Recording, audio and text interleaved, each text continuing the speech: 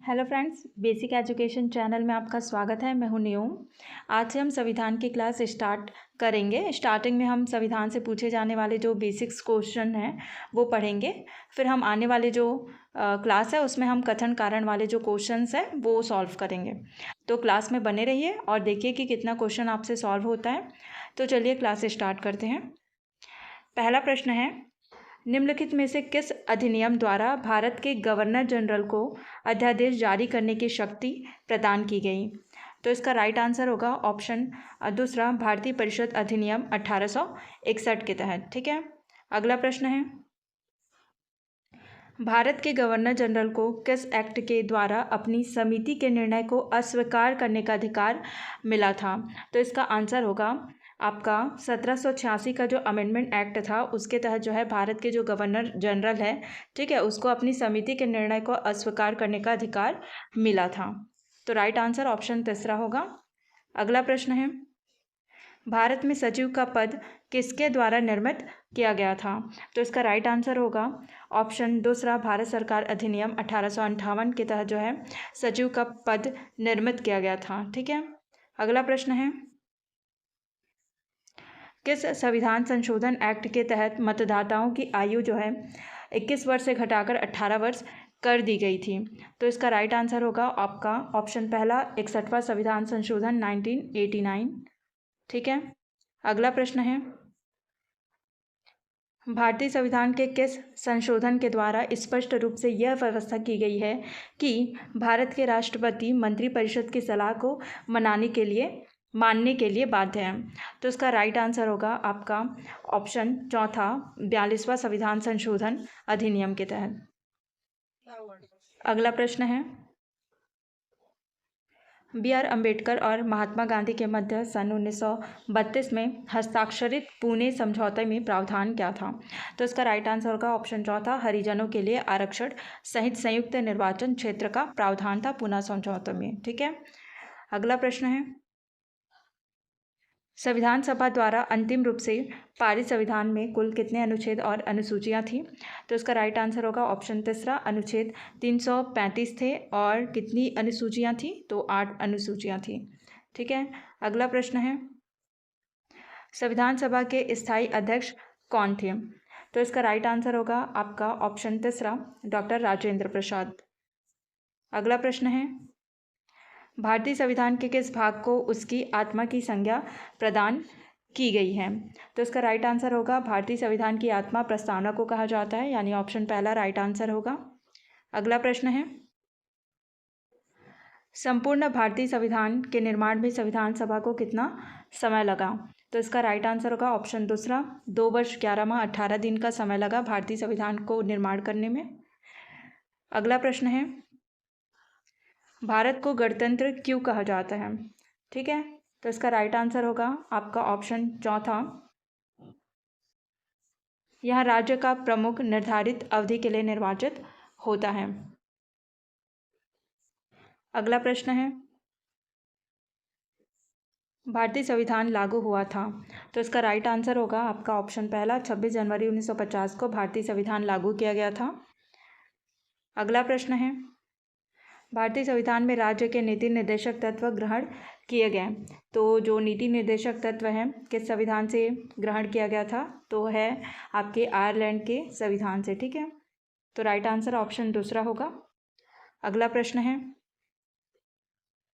भारतीय संविधान के अंतर्गत कल्याणकारी राज्य की अवधारणा निम्न में से किस अनुच्छेद में वर्णित है?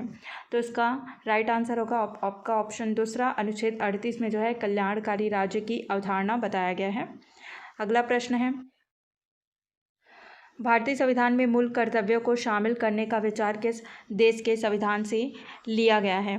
तो इसका राइट आंसर होगा आपका ऑप्शन चौथा, पूर्व सोवियत संघ, इसके संविधान से जो है, ठीक है, क्या लिया गया है? मूल कर्तव्य। अगला प्रश्न है,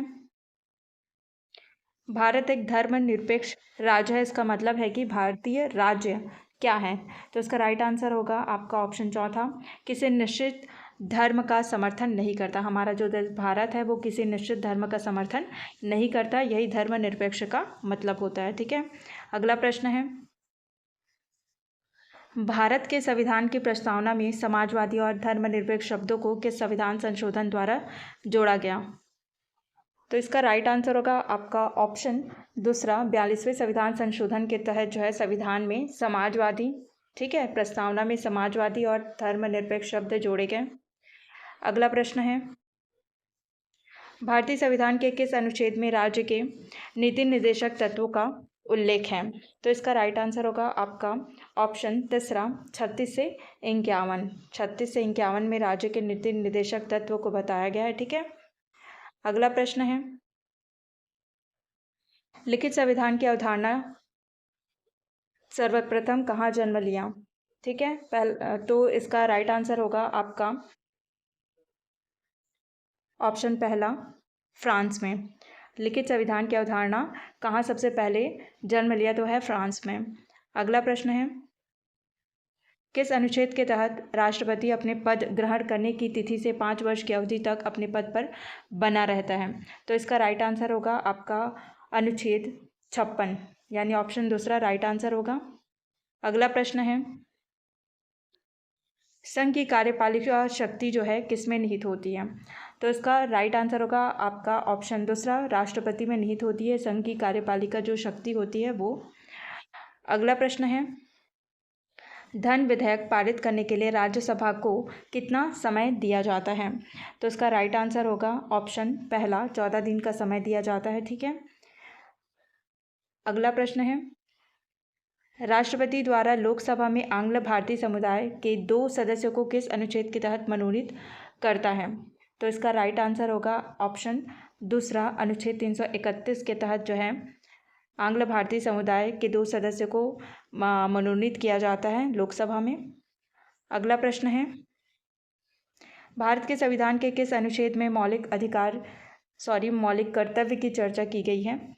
तो इसका राइट आंसर होगा ऑप्शन पहला, अनुच्छेद 51 के क में मौलिक कर्तव्य बताए गए हैं, ठीक है। राइट आंसर ऑप्शन पहला हो गया। अगला प्रश्न है, भारतीय संविधान के अनुच्छेद धन संबंधित विधेयक सर्वप्रथम कहाँ प्रस्तुत किया जाता है? तो इसका राइट आंसर होगा ऑप्शन चौथा, लोकसभा में प्रस्तुत किया जाता है सबसे पहले धन विधेयक को, ठीक है। अगला प्रश्न है, प्रथम लोकसभा की पहली बैठक कब हुई थी? तो इसका राइट आंसर होगा ऑप्शन दूसरा, 13 मई 1952। 13 मई 1952 को लोकसभा की पहली बैठक किया गया था। अगला प्रश्न है, राज्य विधानसभा का गठन संविधान के किस अनुच्छेद के तहत किया जाता है? तो इसका राइट आंसर होगा ऑप्शन तीसरा, अनुच्छेद 170। अनुच्छेद 170 के तहत जो है विधानसभा का गठन किया जाता है। अगला प्रश्न है, भारत के नियंत्रक एवं महालेखा परीक्षक की नियुक्ति संविधान के किस अनुच्छेद के तहत किया जाता है? तो इसका राइट आंसर होगा ऑप्शन तीसरा, अनुच्छेद 148। 148 के तहत जो है नियंत्रक एवं महालेखा परीक्षक की नियुक्ति किया जाता है। अगला प्रश्न है, निम्नलिखित में से किसे सुपर कैबिनेट की संज्ञा दी गई है? तो इसका राइट आंसर होगा ऑप्शन चौथा, योजना आयोग। योजना आयोग को क्या कहा जाता है? सुपर कैबिनेट, ठीक है। अगला प्रश्न है, लोकसभा व राज्यसभा की संयुक्त बैठक कब होती है? तो इसका राइट आंसर होगा ऑप्शन दूसरा, लोकसभा एवं राज्यसभा में मतभेद होने पर जो है लोकसभा व राज्यसभा की संयुक्त बैठक बुलाई जाती है। अगला प्रश्न है, लोकसभा में अनुसूचित जाति एवं अनुसूचित जनजातियों के लिए सीटों का जो आरक्षण है वो संविधान के किस अनुच्छेद में उपबंधित है? तो इसका राइट आंसर होगा ऑप्शन तीसरा, अनुच्छेद 330, ठीक है। 330 में क्या है? लोकसभा में अनुसूचित जाति और जनजातियों के लिए सीटों का आरक्षण है।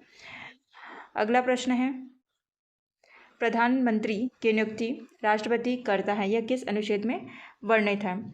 तो इसका राइट आंसर होगा ऑप्शन तीसरा, अनुच्छेद 75 में क्या है? प्रधानमंत्री की नियुक्ति राष्ट्रपति करता है, ठीक है। अगला प्रश्न है, भारतीय संविधान के किस अनुच्छेद में निर्वाचन आयोग के लिए प्रावधान किया गया है? तो निर्वाचन आयोग किस में है? तो आर्टिकल 324 में, ठीक है। तो राइट आंसर ऑप्शन दूसरा हो जाएगा। चुनाव आयोग या निर्वाचन आयोग का प्रावधान आर्टिकल 324 में है। अगला प्रश्न है, संघ सूची, राज्य सूची तथा समवर्ती सूची का विस्तृत उल्लेख संविधान की किस अनुसूची में किया गया है? तो इसका राइट आंसर होगा ऑप्शन दूसरा, 7वीं अनुसूची में जो है संघ सूची, राज्य सूची और समवर्ती सूची के बारे में बताया गया है। अगला प्रश्न है, संविधान के किस अनुच्छेद में यह व्यवस्था किया गया है कि प्रत्येक राज्य शिक्षा के प्राथमिक स्तर पर मातृभाषा में शिक्षा की पर्याप्त सुविधाओं को उपलब्ध कराने का प्रयास करेगा? ठीक है, तो इसका राइट आंसर होगा ऑप्शन तीसरा, अनुच्छेद 350 का। ठीक है, मातृभाषा में शिक्षा उपलब्ध कराया जाएगा। ठीक है, अगला प्रश्न है, किस संवैधानिक संशोधन के द्वारा भारतीय संविधान की 8वीं अनुसूची में बोडो, डोंगरी, संथाली और मैथिली भाषाओं का समावेश किया गया है? तो इसका राइट आंसर होगा ऑप्शन चौथा, 92वां संविधान संशोधन। ठीक है, अगला प्रश्न है, निम्न में से किस भाषा को संविधान की 8वीं अनुसूची में शामिल नहीं किया गया है जबकि वह एक राज्य की राजकीय भाषा है? तो इसका राइट आंसर होगा ऑप्शन पहला, अंग्रेजी। अगला प्रश्न है, सदन में राष्ट्रपति के विरुद्ध महाभियोग प्रस्ताव पास करने के लिए कितने सदस्यों का समर्थन चाहिए होता है? तो उसका राइट आंसर होगा ऑप्शन दूसरा, सदन के कुल सदस्यों में से कम 2/3 जो सदस्य है उसका समर्थन चाहिए होता है। ठीक है, महाभियोग प्रस्ताव पास होने के लिए। अगला प्रश्न है, संविधान के अनुच्छेद 312 राज्यसभा को निम्नलिखित में से किसका अधिकार प्रदान करता है? तो इसका राइट आंसर होगा ऑप्शन तीसरा, एक या अधिक अखिल भारतीय जो सेवाएं हैं सृजित करने का अधिकार मिलता है किसको? राज्यसभा को, आर्टिकल 312 के तहत। अगला प्रश्न है, किस संवैधानिक संशोधन अधिनियम द्वारा संविधान के मूल कर्तव्यों को सम्मिलित किया गया है? ठीक है, तो इसका राइट आंसर होगा ऑप्शन पहला, 42वां संविधान संशोधन अधिनियम 1976। अगला प्रश्न होगा, संविधान के किस अनुच्छेद के अंतर्गत हिंदी को राजभाषा के रूप में दर्जा प्रदान किया गया है? तो इसका राइट आंसर होगा 343 का आई। 343 के आई के तहत जो है हिंदी को राजभाषा का दर्जा मिला हुआ है। ठीक है, अगला प्रश्न है, किस संविधान संशोधन अधिनियम द्वारा लोकसभा तथा विधानसभाओं की सीटों की संख्या में वर्ष 2026 तक कोई परिवर्तन न करने का प्रावधान किया गया है? तो इसका राइट आंसर होगा ऑप्शन दूसरा, 84वां संविधान संशोधन। ठीक है, 84वां संविधान संशोधन। अगला प्रश्न है, संविधान के किस अनुच्छेद के तहत राज्यों में संवैधानिक तंत्र के सफल होने पर राष्ट्रपति शासन लागू किया जाता है? ये असफल होगा। ठीक है, सफल लिखा हुआ है, ये असफल होगा।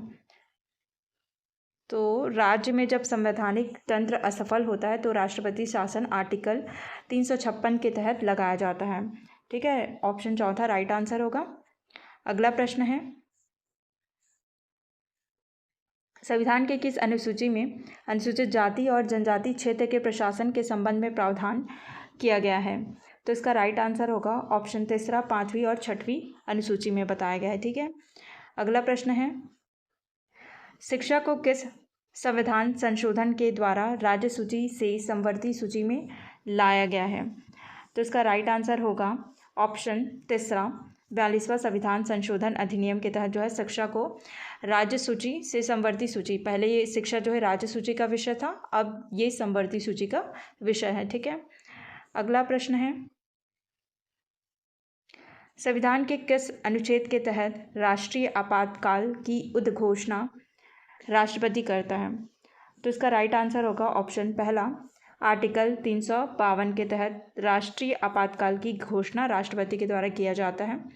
अगला प्रश्न है, अध्यक्षात्मक शासन का उदय सर्वप्रथम किस देश में हुआ था? तो इसका राइट आंसर होगा ऑप्शन चौथा, संयुक्त राज्य अमेरिका। अगला प्रश्न है, संविधान की 8वीं अनुसूची में सिंधी भाषा को किस संवैधानिक संशोधन द्वारा शामिल किया गया? तो इसका राइट आंसर होगा ऑप्शन दूसरा, 21वां संविधान संशोधन के तहत जो है सिंधी भाषा को, ठीक है, 8वीं अनुसूची में शामिल किया गया। अगला प्रश्न है, 44वें संविधान संशोधन अधिनियम 1978 में अनुच्छेद 352 में किस शब्द के स्थान पर सशस्त्र विद्रोह शब्द रखे गए? तो इसका राइट आंसर होगा ऑप्शन पहला, आंतरिक अशांति। आंतरिक अशांति की जगह क्या शब्द जोड़ा गया? तो वह है आपका सशस्त्र विद्रोह। सशस्त्र विद्रोह। ओके, अगला प्रश्न है, भारतीय संविधान के किस संशोधन अधिनियम द्वारा 6 से 14 वर्ष के सभी बच्चों के लिए शिक्षा के अधिकार को मूल अधिकार बनाया गया? तो इसका राइट आंसर होगा ऑप्शन दूसरा, 86वां संविधान संशोधन। ठीक है, इसके तहत जो है शिक्षा के अधिकार को मूल अधिकार बनाया गया।